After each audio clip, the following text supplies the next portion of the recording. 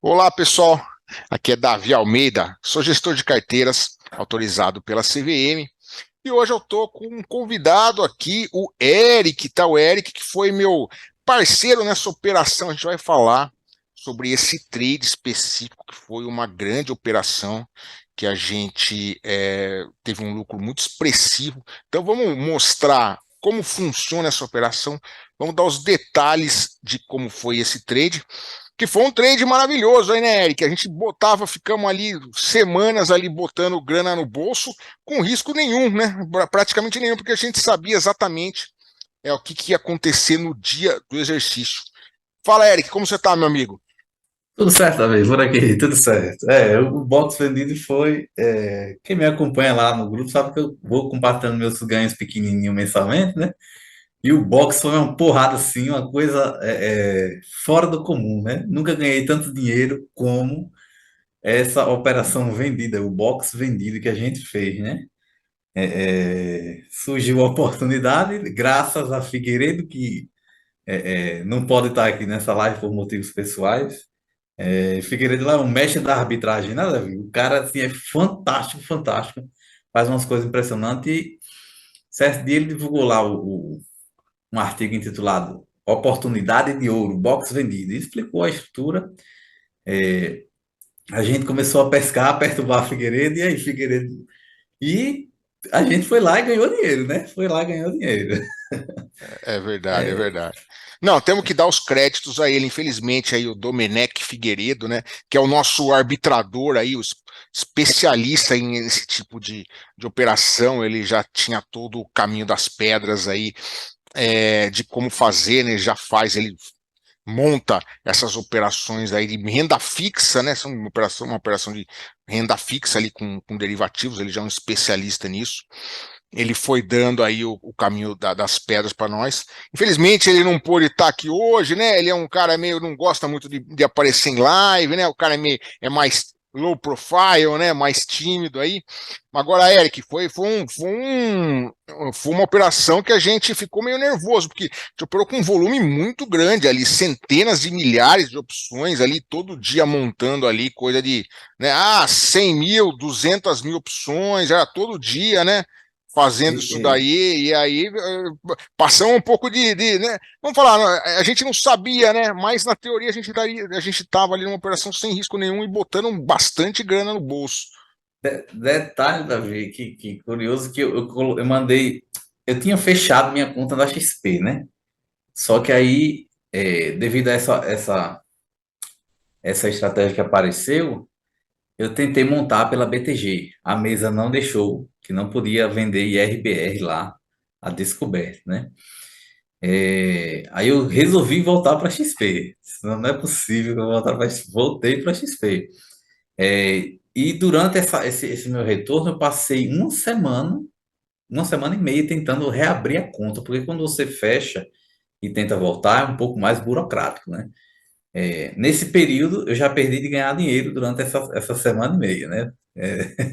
Nesse período, eu já fui perdendo dinheiro. Só que eu fui construindo a planilha de spreads, né? De monitoramento em tempo real, lá usando o DDE, e aprendendo a usar também o PNT, que é uma coisa que eu demorei muito, eu fui muito resistente. Enfim, veio no tempo, né? Aprendi a usar o PNT na marra. E eu só mandei R$ 500 para XP, Davi. Certo? Tem uma galera que ficou impressionada aí com a loucura que eu fiz, né? Eu só mandei R$ 500 para XP. Claro que eu não montei 100 mil num dia, né? No primeiro dia eu vendia de lote em lote, e com o dinheiro que recebia, essa própria grana servia como margem, né? Então ia aumentando a mão. Cheguei a vender 420 mil ações e opções também, né? E foi quando estourou o limite do float lá e a gente não pôde mais ganhar dinheiro por causa disso, né? É verdade, velho. Se não estourasse o limite ali de aluguel, a gente ia continuar montando ali E sem parar essa estratégia aí, né? Porque você falou isso aí, pôs pouco dinheiro. O que aconteceu? A XP não chamava margem, né? Pra você fazer isso daí. Quanto a XP chamava? Nada, né? Não chamava nada de margem, literalmente nada. é, é porque o box. em si, a essência do box vendido, ele tem uma estrutura de zero risco, né? Principalmente quando o recebido é maior que o strike. Então, nessa minha loucura, o que é que acontecia? A XP me enviava e-mail dizendo que ia estopar minha posição, que eu regularizasse a minha situação para não ser estopado. Só que de imediato ela já conhecia ela já reconhecia o risco da estrutura e mandava outro e-mail dizendo que minha estrutura estava tudo ok. Então eu passei alguns dias recebendo esse e-mail dizendo que ia ser estopado pela mesa. Só que eu sou meio loucão, né, Davi? Eu fui segurando e aumentando a mão e deu certo. No final É, das contas até deu tudo porque se certo. estopasse sua posição, ia acontecer o quê? Você não ia perder dinheiro, né? Depende, né? Porque quando a gente montou, eu cheguei a pegar spreads de 19 centavos bruto, né? Quando apareceu a subscrição, o spread aumentou, foi para 30 centavos, 35, né? Então tinha que ter cuidado nessa questão aí. Mas como o recebido da montagem da estrutura era maior que o strike, então realmente estava livre de risco, então a corretora reconhecia o sistema, né, e não estopou a posição. Aí foi quando eu até lancei aquele artigo lá, todos os caminhos levam a XP, né? Eu não trabalho para XP, quem sabe um dia aí, né? Mas a XP, ela foi a única corretora que segurou essa estrutura, né? Teve um rapaz da Orama que não se deu muito bem, a corretora estopou a posição dele no final do dia. E a BTG, que é uma concorrente mais forte da XP, não me deixou montar a estrutura, né? Disse que eu não tinha margem, né? Até mandei para a assessora depois, disse, olha aqui, ó, lembra aquela estrutura que a mesa me negou a fazer? Ó, mandei R$ 500 para a conta, levantei um capital de 962 mil reais, né? E devolvi no final, né? Era para devolver 900. Era para ter um lucro de 60K, mas infelizmente veio a subscrição pelo meio do caminho, que foi uma surpresa grande, né? Foi uma surpresa grande. E é isso. Antes da gente entrar nesses detalhes aí, vamos explicar como que é essa estrutura pro pessoal, né? O que que é o box vendido? O que que aconteceu, né, nesse período aí? A IRB, né, a IRB Brasil, que é a resseguradora, anunciou que ia fazer um aumento de capital, né? O que que é um aumento de capital? Aumento de capital é uma diluição no capital acionário, né, dos acionistas, todos, né, independente de ser minoritário ou majoritário, todos. Então, o que a empresa faz? A empresa vai lá e lança mais ações no mercado, né? Lança mais ações e dilui seu capital. Então, por exemplo, vamos supor que eu tinha 10 mil ações de IRB, né? E essas 10 mil ações representavam 1% do capital total da empresa. A empresa lança mais ações, eu continuo com as minhas 10 mil ações, ela vendeu mais outras aí no mercado, eu continuo com 10 mil, só que agora eu não tenho mais 1% do capital da empresa, eu tenho um percentual menor, né? Porque ela lançou mais ações. Então a situação era o seguinte: o papel estava negociado ali na casa dos 2,30, né? 2,50 ali, quando a gente começaram a surgir essas oportunidades aí. E a empresa ia lançar umas ações, e saiu no mercado já definido que a empresa ia lançar essas ações ali por R$ 1, né? Literalmente, é, ainda no começo ainda não, tem uma faixa de preço, não estava definido, mas depois já ficou definido, não, vai ser entre 90 centavos ou 1,20, né? A empresa divulgou isso aí, e aí depois o mercado já falou, não, assim, eles vão lançar por R$ 1, já definiram isso aí. Então você estava numa situação que você tinha uma ação que custava dois e pouco, e ela ia lançar mais ações por R$ 1. Então não fazia nenhum. Obviamente que essas ações de dois e pouco iam chegar em R$ 1. A gente sabia que o papel ia cair, né? E aí o que aconteceu? Aconteceu esse spread específico aí, né, esse evento específico, em que no mesmo strike a put ficava mais cara do que a call, né? A put mais cara do que a call, né? Então, como que era a estrutura? A gente vendia a ação, você tinha que alugar e vender a ação, né? Pelo preço de mercado, obviamente. E aí, no mesmo strike, você comprava uma call e vendia uma put do mesmo strike, né? Pega aí uns strikes que você pegou ali no trade aí, Eric, para o pessoal entender. Fala aí o maior aí que você conseguiu spread aí nessa operação. Foi no 2,10, viu, Davi? 2,10. O Cheguei a strike, ver. o strike 2,10. Isso, nesse strike eu cheguei a vender, acho que foi 160 mil, né? Quanto tava o papel, né, nesse... O papel, ele estava, pela minha lembrança, Davi, eu acho que estava assim, 2,8, 2,6, se eu não me engano, certo? Eu não tenho lembrança agora exata, mas ele estava muito próximo do strike. Estava um pouco abaixo, se eu não me engano. Como a volatilidade da put estava muito alta, a put estava cara também, né?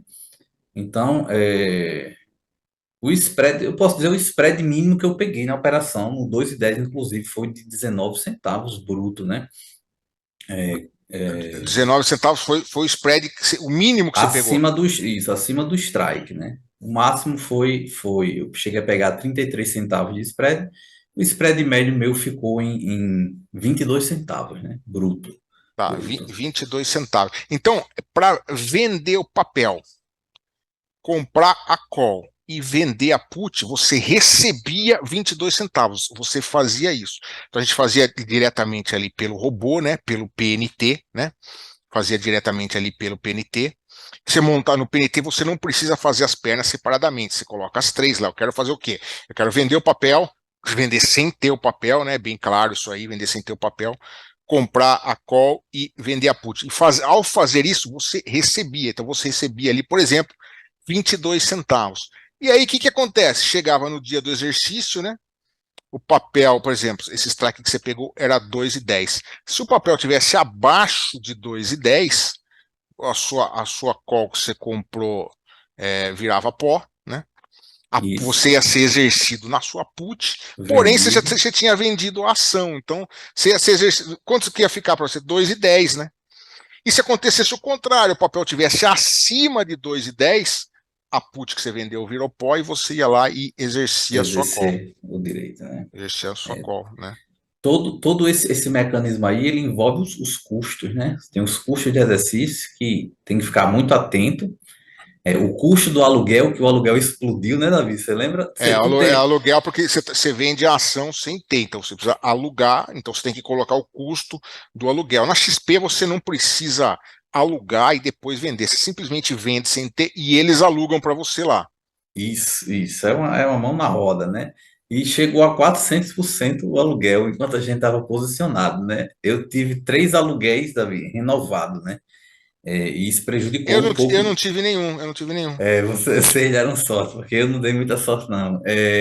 Isso prejudicou um pouco o spread meu recebido, né? Porque eu tinha vendido o IRBR a 40% e esse meu aluguel foi trocado para 90%, né? Então, já levou um pouco. Mas como é pró-rata, não prejudica tanto, mas chegou a prejudicar um pouco o spread recebido da estrutura, né? O aluguel subiu bastante, para deixar claro ao pessoal, o aluguel subiu bastante porque muita gente queria fazer essa operação, né? Muita gente estava vendendo, alugando e vendendo IRB para aproveitar isso daí. Daí o que acontece? A taxa de aluguel sobe bastante por causa do quê? Da demanda, né? A demanda muito alta aí para alugar essa ação aí, não tinha tanta ação assim para alugar. Deu para descobrir umas coisas novas também, Davi. Como eu sou pessoa física, né?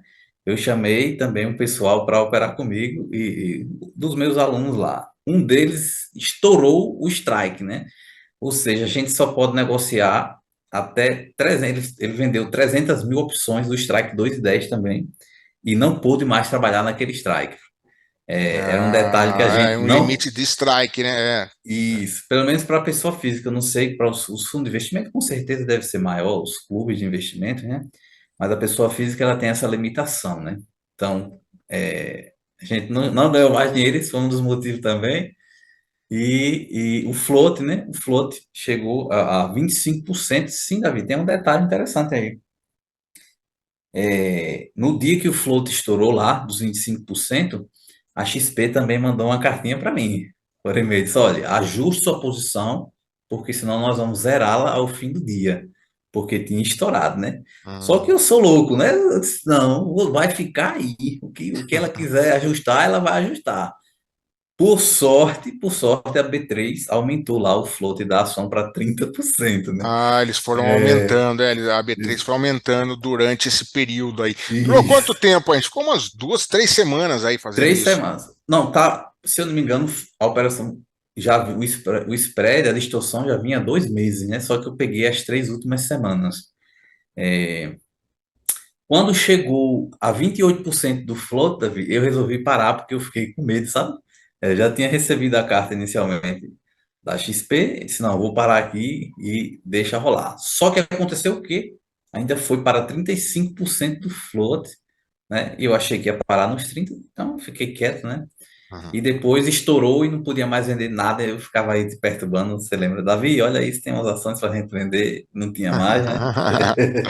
Não tinha mais, a gente até conhece lá uma pessoa lá que trabalha na mesa, né? Um amigo pessoal meu, é o chefe da mesa de aluguel lá da XP. A gente até falou com ele, né?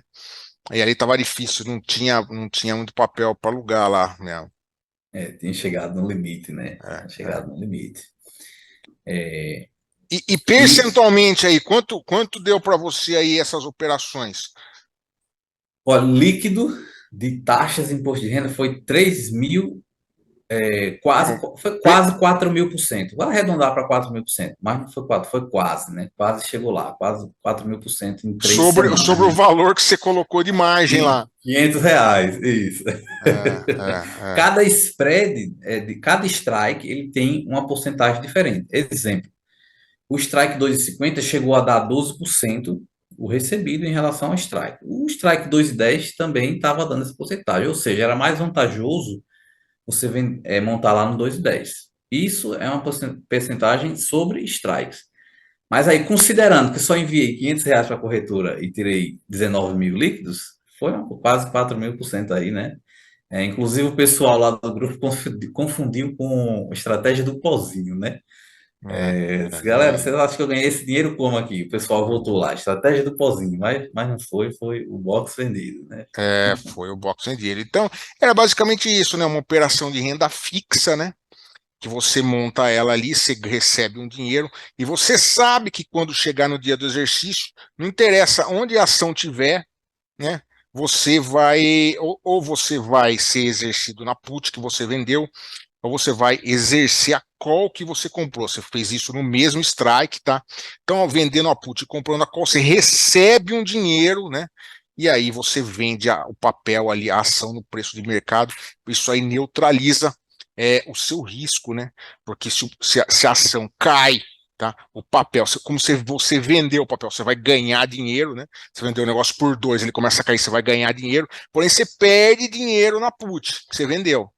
Se o papel subir, você perde dinheiro na ação que você vendeu. Você vendeu por 2, ela começa a subir, né? Você perde dinheiro. Mas em compensação, você ganha tudo a mesma coisa na call que você comprou. Então o box vendido é isso aí: vendeu a ação, vendeu a put e comprou a call.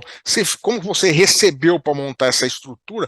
O que você recebeu no dia do exercício lá para você desmontar, você sabe exatamente por quanto vai ser, por exemplo, 2,10, que é nesse strike, você vai desmontar nesses 2,10 aí, você sabe que vai ser nesses 2,10, só que você recebeu um valor maior do que isso, né? Então, aí é que Isso. está o risco zero, né? E como é que é o negócio do imposto aí, Eric? Tem imposto de renda fixa, né? É, só que é assim, para pessoa física, né? Eu trabalho com uma pessoa física, então eu vou falar para pessoa física. É, Quando você sabe o quanto você já vai receber, então essa operação é tributada como renda fixa, né? Então, quando você sabe o que você já vai receber, então segue a alíquota progressiva, né? Vai de 22,5% e vai caindo até 15%, né? Só que tem um detalhe, se você desmonta pelo meio do caminho, isso pode não mais ser considerado, porque você alterou. Exemplo, você poderia pagar mais para sair, ou um pouco menos, inclusive na saída, no strike 2,10 deu para sair ainda 2,9, você ganhou um pouco mais. Então, você quebrou essa característica aí de dizer que, Ah, tá. eu já sei o quanto vou receber lá. Renda fixa, então, é só se você levar até o exercício. Isso, justamente. Aí você vai pagar a alíquota lá de 22,5%, né? E uma coisa que a gente rodou também aqui para descobrir foi a taxa paga ao doador, né? Porque quando a gente aluga uma ação, você está vendendo algo que não é seu. Então você tem que pagar o aluguel para a parte doadora. esse aluguel em específico, ele não pode ser considerado como custo para abater imposto de renda, né? Então, isso aí também levou uma boa porcentagem do lucro da operação, sabe? A gente consultou vários contadores e uma delas disse que a Receita Federal já bateu o martelo e disse que isso não pode entrar no custo da operação e terminou que a gente levou boa parte também do nosso rendimento, né? É, Saiu todo é, mundo arrancando um pedaço, na é, corretora, o é, doador, Receita Federal, mas é, no fim deu dinheiro, né? Deu tudo dinheiro. deu dinheiro. A gente basicamente falava ali no Instagram ali, né, desculpa, no WhatsApp, né? A gente falava ali lá com o Figueiredo também, que é o nosso arbitrador, que é o cara especialista em achar esse tipo de operação, né? E aí falava, ó, esse strike aqui, ó, no strike 2,10 tá dando 30 centavos. Eu peguei 31, foi o máximo que eu peguei, 31 centavos. Então, basicamente, você ganha 31 centavos ali, né? Sem risco nenhum. Eu É, botava 31 centavos no bolso, sem risco nenhum, né? E daí eu vendia quanto eu montar, quanto dava, né? Eu socava a bota ali, já nas ordens ali de 100 mil, 200 mil opções, né? A gente ia fazendo ia fazendo esses volume grande ali. Mas a taxa de aluguel é curioso, né? Porque o aluguel que você paga, né, para vender a ação, eu paguei lá, eu paguei primeiro, acho que 20 e poucos por cento, segundo eu paguei 45%, 45% ao ano, tá? É 45% ao ano. E ficou nisso daí. O meu lá não encerraram a operação, né? Ficou nisso daí. foi, ó, tu chegou a levar alguma posição pro vencimento, não foi da vez? Eu levei um É, pouco lá só pro vencimento, só para ver como que era, né? Que se acontecer sim, alguma sim. coisa e tal. Foi tranquilo, Então, né? É. foi tranquilo, O foi, engraçado é que mesmo o aluguel chegando a 400%, ainda estava dando um spread positivo para montar a estrutura, né? ainda valendo a pena, né? É Você impressionante, pagando impressionante. 400% ao ano estava valendo a pena, imagina quando a gente pagou 40, né? E agora, Pois é. para achar essa operação é um pouco difícil, né? Não é uma operação muito frequente que tem é, aí pipocando sempre no mercado. Essa foi uma operação ali, eu diria que excepcional, né? É como você já disse uma vez, o mercado não é burro, né? Quando abre uma janela dessa de oportunidade, todo mundo vai ali e essa janela de arbitragem ela termina fechando, né? Acontece que para achar uma dessa, você precisa ter uma volatilidade maior nas puts que nas calls, né? Mas não necessariamente, certamente.